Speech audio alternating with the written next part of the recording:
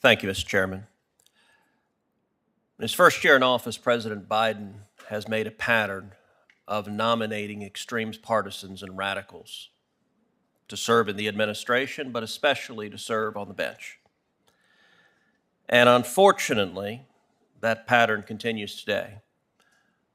Mr. Ho, you will not be surprised that I want to address some questions to you. And in my view, your record reflects that same pattern of finding someone who has been an extreme partisan, who has been a radical, and President Biden trying to put judicial robes on that partisan and radical agenda. And I would note at the outset that that's not just my characterization. You yourself have described yourself as, quote, a wild-eyed leftist, and further as someone, quote, accused sometimes of seeing discrimination everywhere you look. Is that right?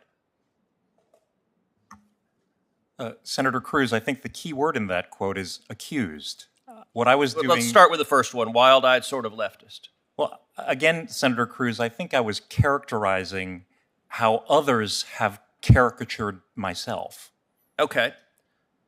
Well, let's take a quote you wrote in November 2017, and I found it amusing, the exchange a moment ago with one of the Democratic senators about, some older intemperate statements. I would note, just sitting here, this may be a first in that you have tweeted attacks at multiple members of this committee, including Senator Lee, Senator Cotton, Senator Blackburn, Senator Cornyn, and far from being intemperate statements when you were a teenager, most of these tweets occurred last year. So in the last 12 months, you have engaged, or the last about 18 months, you have engaged in partisan attacks on multiple members of this committee.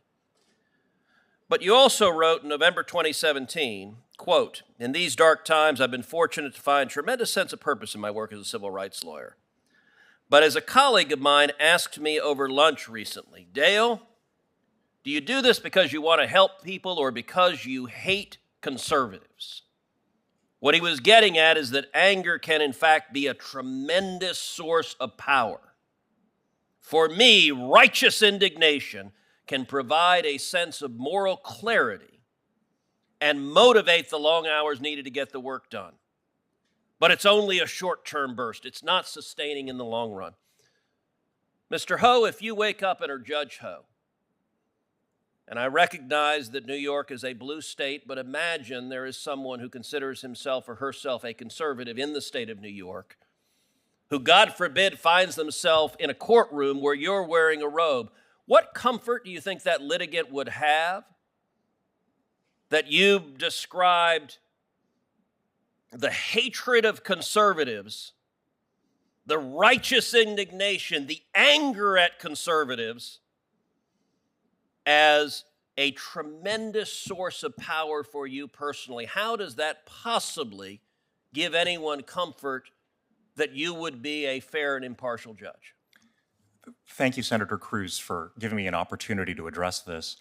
As I mentioned to some other members of the committee, this was a comment that I made in church where I was relaying a joke that someone else had told, the point of which was that that kind of temporary sugar rush from being angry at someone, while it can feel powerful in a moment, it's not the kind of thing that is sustaining for a human being in the long run.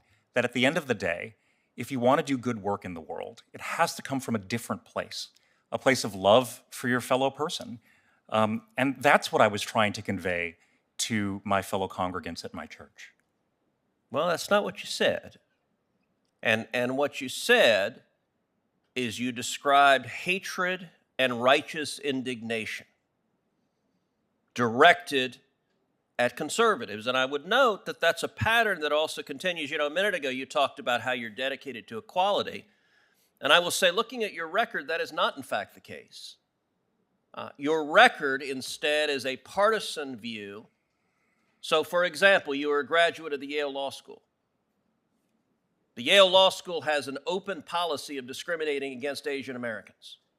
One of the first things that Joe Biden's Justice Department did was dismiss the investigation against Yale because today's Democratic Party believes discriminating against Asian Americans in admissions is an acceptable form of bigotry.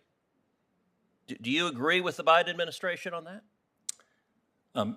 Senator Cruz, I haven't followed the ins and outs of what the Biden administration has done with respect to that particular matter. What I can tell you, Do you agree with your alma mater's policy of discriminating against Asian Americans in admissions?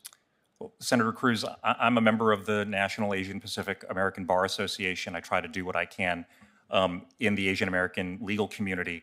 I'm not aware of a particular policy of discrimination in admissions at Yale Law School. But I think to your larger question, Senator Cruz, I clerked for judges who were appointed by executives of different parties. They set an example for me that politics, you can have political views, but they don't have a role on the bench. And I would look to follow their examples. Well, your record suggests precisely the contrary.